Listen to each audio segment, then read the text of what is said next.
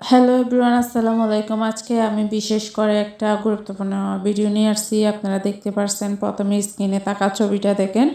এটা উকিয়া কক্সবাজার জেলার একটা মেয়েকে যৌতুকের জন্য যৌতুকের টাকা দিতে না পারায় স্বামী গরম পানি ঢেলে দিয়ে মেয়েটিকে পোড়ানোর চেষ্টা করছে, নির্যাতন করছে আর কি। বাংলাদেশে প্রায় সময় হয়ে থাকে যৌতুকের জন্য এটা ওইটা। আসলে ভাই, একটা মেয়ে কি জন্ম দিছে বলে তার থেকে এভাবে হয়রানি করতে হবে একটা পিতাকে?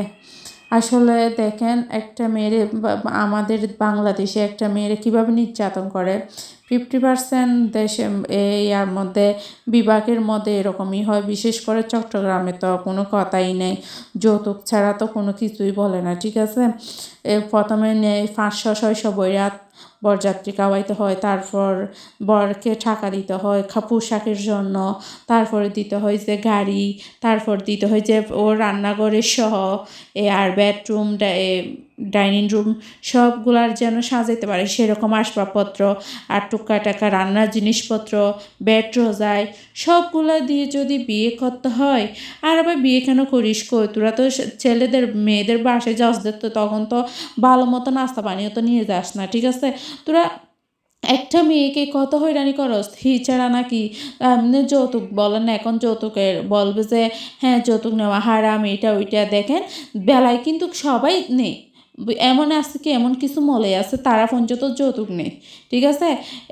ধরেন ফলের সময় ফলের ই, আর শীতকালের সময় শীতের জন্য পিঠা আর নিয়ে যেতে হয়। ধরেন এই রমজানের সময় ইফতারির জন্য প্রায় 10-15 হাজার 20 হাজার এমনকি হয় না, শুধু এই কাপড় সহ নিয়ে দিতে হয়।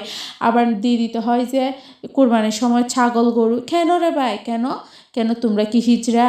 তোমাদেরকে বিয়ে করার লাভ কি তাইলে? এমন ছেলে বিয়ে না করাই ভালো। এমন ছেলে যদি বিয়ে করেন, যৌতুক দিয়ে দিয়ে দিয়ে যদি থাকতে হয়, তাহলে গার্মেন্টসে চাকরি করে কেন?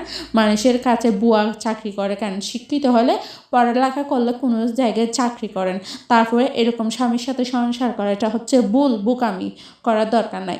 আজকে না আছে বাবা মা, কালকে যদি না থাকে তাহলে ভাই বোন, ভাইয়ে কি দিবে? ভাইয়ের সংসার দিবে নাকি তোমাকে দিব বলো? ভাইদেরও তো একটা সংসার আছে, তাই না? তাহলে ভাই, আপনারা তো নিজেরা ছেলে মানুষ, নিজেরা কি আপনার সন্তান জন্ম দিবেন না? আপনাদের মেয়ে সন্তান হবেন না? তাহলে আপনাদের মেয়েদেরকেও কি এভাবে দিবেন? আর আরেকটা কথা, বিশেষ করে যে কিছু কিছু বড় লোক আছে না, আমার মেয়েকে খুশি করে দিচ্ছি, তোমরা খুশি করে দিচ্ছ বলে পাড়ার প্রতিবেশী যে গরিব ঘন্য মানুষ আছে তারা তো খেতে পারে না, তারাও বলে অমুকের বাসায় তো এটা দিছে শ্বশুর বাড়ি থেকে, আমার বাসায় কি দিছে? ওরা শাশুড়িরা কি আলোচনা করে, ঠিক আছে। এর জন্য যৌতুকের জন্য এমন হয়। দয়া করে বলতেছি, হাত জোর করে বলতেছি, বড় লোকরা যত করে বন্ধ করবেন এগুলা, তাহলে গরিবরাও বন্ধ করে দিবে। আপনার মেয়েকে খুশি করে দিয়েন না, আপনার মেয়ে আসলে খুশি করে খাওয়ান, শ্বশুর বাড়ি নিয়ে আসুক, সমস্যা নেই, খুশি করে খাওয়ান। কিন্তু শ্বশুর বাড়িতে ভ্যান করে, গাড়ি করে, ট্রাক করে, মানে এমন পিতামাতা আছে যে ট্রাক করে পাঠাইতে হয়, ঠিক আছে। আপনার এটা পাঠাইন না। ওইটা দেখলে হাজার গরিব দুঃখিনী ওইদিকে তাকিয়ে থাকে, আমার শ্বশুর বাড়ি থেকে যদি আসতো, আমার মেয়ের ছেলে শ্বশুর বাড়ি থেকে এটা চেয়ে থাকে। আর ভাই, ও দিতে পারলে না, তোমার না টাকা আছে দিস, অনেক গরিব আছে ওরা তো দিতে পারে না, এই জন্য তো ওরা নারী নির্যাতনের শিকার হয়। তোমরা তো বড় লোক, তোমরা তো বেশি বেশি করে দিতে পারো, আর যাদের বড় লোক না তারা তো দিতে পারে না। তাইলে আপনারা দয়া করে